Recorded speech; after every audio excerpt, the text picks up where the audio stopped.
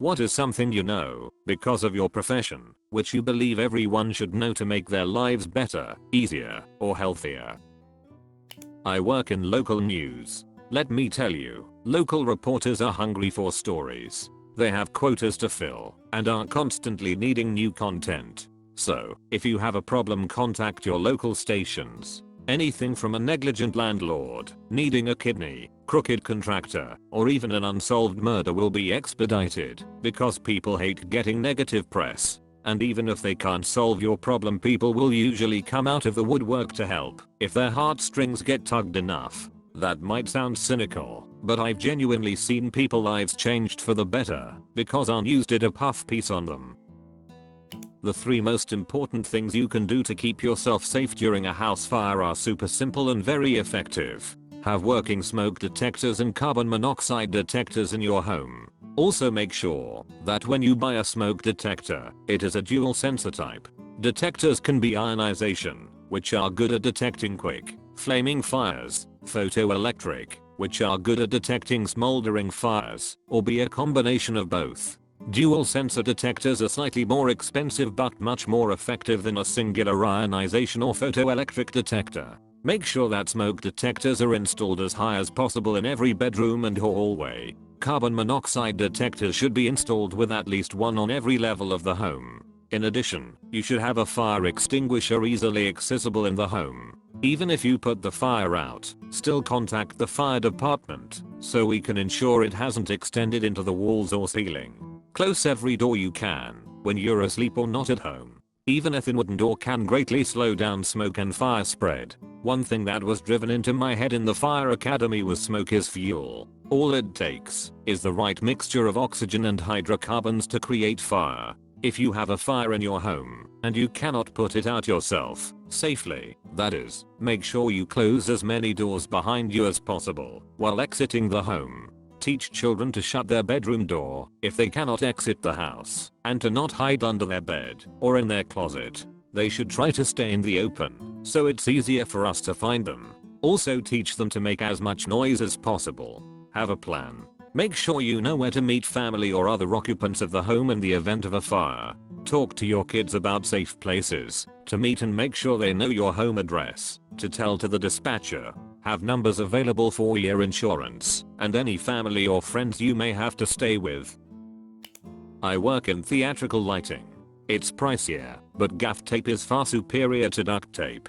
Tears better, sticks better, looks better, doesn't leave that nasty residue when you peel it off something. You can write on it in Sharpie, so it's great for labeling. We use it to label lights, secure cables, basically anything you might need tape for. If you're running cable across the ground, use gaff tape to keep it in place. It's not waterproof, but other than that, it's the perfect tape. I love it.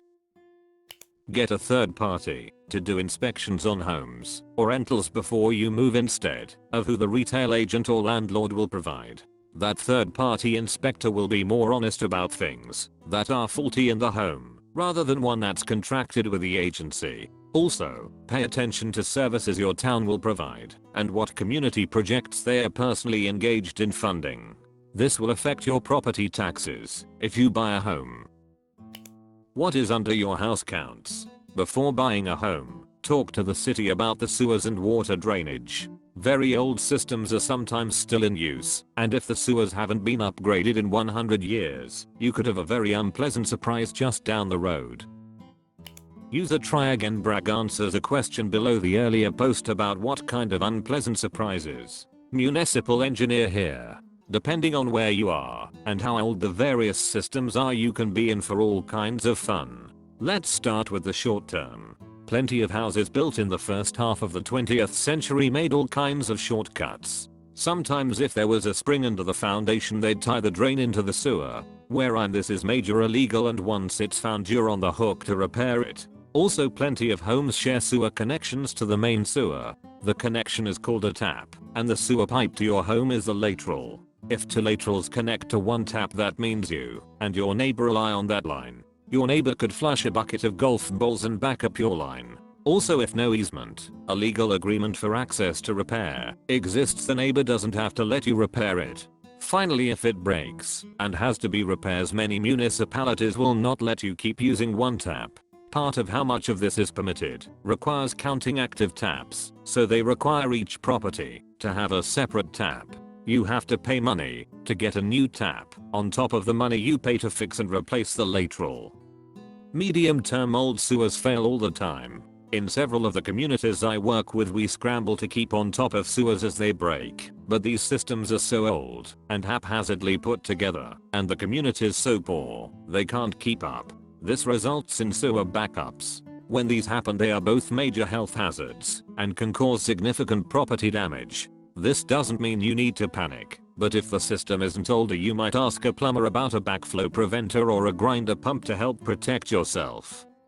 Long-term water can do amazing damage. If your house was built on a spring without draining, your foundation can fail and condemn the entire house. I've seen yards settle down till there's a multi-foot dip in the front lawn caused by water leaking. If you're near a hill, landslides are a real problem. Water can easily make it worse. On the subject of water lines, I don't work with water companies that often, but be aware of possible lead lines. Lead in your water is dangerous and fixable, so long as you know. None of this is meant to panic you. Houses don't topple down or back up with sewage randomly. Keep these things in mind and ask your inspector and local government about it. Most problems can be solved by public works in an hour. Be interested, not interesting. I used to work in film and picked up a lot of acting tips used by industry professionals. One of the biggest lessons you learn in acting is when you're in a scene, don't try to show up the other person or look cool or say your lines in the most epic way possible. Instead, you truly listen to the other actor's lines. You notice details about them. You just immerse yourself in the moment and genuinely take it all in and understand it. And just by doing that and feeling the emotions of the scene and responding naturally, accordingly, boom, you've won an Oscar for the most realistic performance. Because it is real, but that's also a really good way to live life. Really, truly listen to people when they speak. Try to understand them. Notice beautiful little details. Remember what they love and what they hate and what makes them happy. Be invested in the moment. Don't just live your life trying to act cool. Americans, if you need help navigating a complicated government problem, call your representative at the local, state or federal level. There are staff members standing by whose whole purpose is to do constituent services. A lot of people think their elected officials just sit up in the Capitol, but don't realize they have Capitol and district staff whose whole purpose is to help people navigate through government problems. When I turned 18, I received a letter from the Social Security Administration that told me I owed $52,000 to Social Security because they had determined that my father was not disabled for the last 2 years of his life, and they had overpaid him. He spent the last 2 years of his life in the hospital and about 6 months in a coma, and he was apparently not disabled. I spent months trying to solve the problem on my own and was simply jerked around and treated like a criminal by Social Security. Finally, I got the idea to call my congressman and ask for help. Within a few weeks, I ended up getting an apology letter from the Social Security Administration saying they were wrong and I shouldn't have to pay for their mistake. That letter is in my baby book now. I'm a civil engineer and I think everyone should know that yellow light time is dictated by the speed limit. For example, if the speed limit is 40 miles per hour, you have 4 seconds of yellow light time. You have 1 second of yellow light time for every 10 miles per hour. If the speed limit is 35 miles per hour, you have 3.5 seconds. Most lawsuits are total BS and settle out of court. If you're sued, the worst thing you should do is ignore it. Try to hire a lawyer. If you can't afford one, file a pro se answer and reach out to the lawyers to discuss resolution. Most lawyers are very friendly and honestly want to resolve matters for their clients. A phone call and a polite conversation can go a long way toward resolving a suit. I work in IT and I can honestly say that by rebooting your device you will fix most of the software related faults that happen. If that doesn't work, then googling the symptoms will more than likely give you a fix or avenue for a fix pretty quickly. User Sleepy Charlie replies to this post with, I was going to comment about Googling, but I'm just gonna add to your comment. I know people joke that my degree is a bachelor's in Googling, but I'm constantly amazed at how some people just don't have the ability to search for what they need. I've had to explain to my parents, if you're getting an error, type that in. Add the name of whatever you are using, even if it's just the brand name. Think of as many one-word descriptions as you can. And they still don't get it. Yet, when I find solutions after simply googling, error message blah for HP whatever or Chinese restaurant downtown, wherever in Carter Street, I looked like a genius. I joke to myself that people's inability to search for things on the internet allows folks to keep their jobs. But knowing how to figure out how to do something by searching online is amazing. 99% of product manuals are online.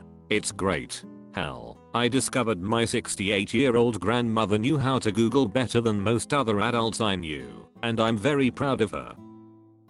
So I think the last answer really is the best. Just use Bing to Google the stuff you're not sure about. That's it for today. Take care and have a nice weekend.